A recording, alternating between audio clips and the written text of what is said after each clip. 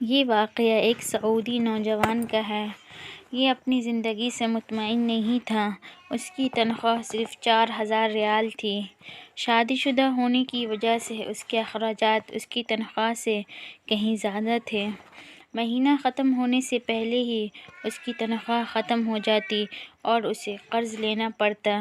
یوں وہ آہستہ آہستہ قرض کی دلدلوں میں ڈوبتا جا رہا تھا اور اس کا یقین بنتا جا رہا تھا کہ اب اس کی زندگی اسی حال میں گزرے گی۔ باوجود یہ کہ اس کی بیوی اس کی مادی حالت کا خیال کرتی، لیکن قرضوں کے بوجھ میں تو سانس لینا بھی دشوار ہوتا۔ ایک دن وہ اپنے دوستوں کی مجلس میں گیا۔ وہاں اس دن ایک ایسا دوست وہیں موجود تھا جو صاحب رائے آدمی تھا، اور اس نوجوان کا کہنا تھا کہ میں اپنے اس دوست کے مشوروں کو قدر کی نگاہ سے دیکھتا تھا۔ کہنے لگا، میں نے اسے باتوں باتوں میں اپنی کہانی کہہ سنائی اور اپنی مالی مشاکل اس کے سامنے رکھے۔ اس نے میری بات سنی اور کہا کہ میری رائے یہ ہے کہ تم اپنی تنخواہ میں سے کچھ صدقہ اللہ کے لیے مختص کرو۔ اس سعودی نوجوان نے حیرت سے کہا، جناب، مجھے گھر کے خرچے پورے کرنے کے لیے قرضے لینے پڑتے ہیں اور آپ صدقہ نکالنے کا کہہ رہے ہیں۔ خیر، میں نے گھر آ کر اپنی بیوی کو ساری بات بتائی تو بیوی کہنے لگی، تجربہ کرنے میں کیا حرج ہے؟ ہو سکتا ہے اللہ جل شانہ تم پر رزق کے دروازے کھول دے۔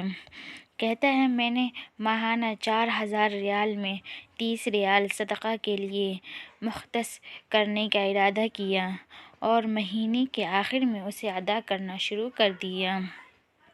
سبحان اللہ، قسم کھا کر کہتا ہوں، میری تو حالت ہی بدل گئی۔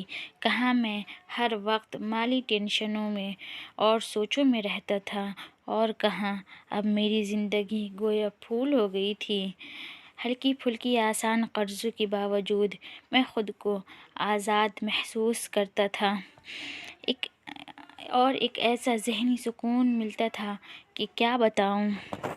پھر چند ماہ بعد میں اپنی زندگی کو سیٹ کرنا شروع کیا، اپنی تنخواہ کو حصوں میں تقسیم کیا، اور یوں ایسی برکت ہوئی جو مجھے پہلے کبھی بھی نہیں ہوئی تھی۔ میں حساب لگا لیا اور مجھے اندازہ ہو گیا کہ کتنی مدت میں انشاءاللہ قرضوں کے بوجھ سے میری جان چھوٹ جائے گی۔ پھر اللہ جل شانہ نے ایک اور راستہ کھولا اور میں نے ایک عزیز کے ساتھ اس کی پراپرٹی ڈیلنگ کے کام میں حصہ لینا شروع کیا۔ میں اسے گاہک لا کر دیتا اور اس پر مجھے مناسب پروفٹ حاصل ہوتا۔ الحمدللہ، میں جب بھی کسی گاہک کے پاس جاتا تو وہ مجھے کسی دوسرے گاہک تک رہنمائی ضرور کرتا۔ میں یہاں بھی وہی عمل دہراتا کہ مجھے جب بھی پروفٹ ملتا اس میں اللہ کے لیے صدقہ ضرور نکالتا۔ اللہ کی قسم، صدقہ کیا ہے کوئی نہیں جانتا سوائے اس کے جس نے اسے آزمایا ہو۔ صدقہ کرو اور صبر سے چلو، اللہ کے فضل سے خیر و برکتیں اپنی آنکھوں سے دیکھو۔